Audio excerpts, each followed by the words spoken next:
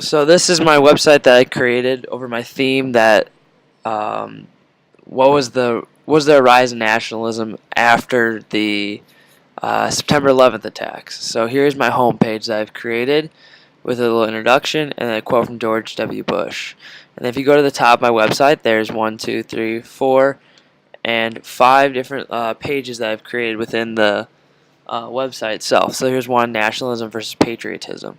It explains what nationalism is and examples of what nationalism is, and then patriotism, what patriotism is, and what are some examples of that.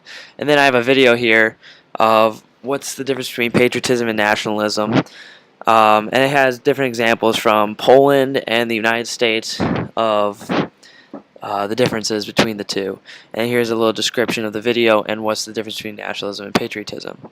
So if you go back up here, there's the 9/11 terror attacks and then their origins. So I explained how Al-Qaeda came to be and how really the attacks were programmed and designed and the thoughts behind them. It really started with the Saudi Arabian government choosing the United States over Al Qaeda in aiding them in an invasion from Iraq. So you learn that through there. And then here's the video of George H.W. Bush declaring the aid to Saudi Arabia. And then it also goes with the 1993 World Trade Center bombing from Al Qaeda and the September 11th attack in detail. And if you go back up to here, the United States before and after 9/11, it shows what the state of the country was before the 9/11 attacks based on its nationality and sense of pride in the country, and then immediately after how it rose with the acceptance of George W. Bush and all of the ideology.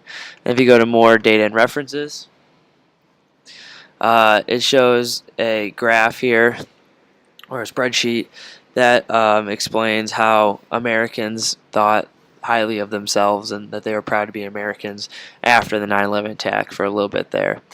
And then it also I have another one here showing the approval rating of George W. Bush after the 9/11 attacks, which boomed from just over 50 to almost 90%.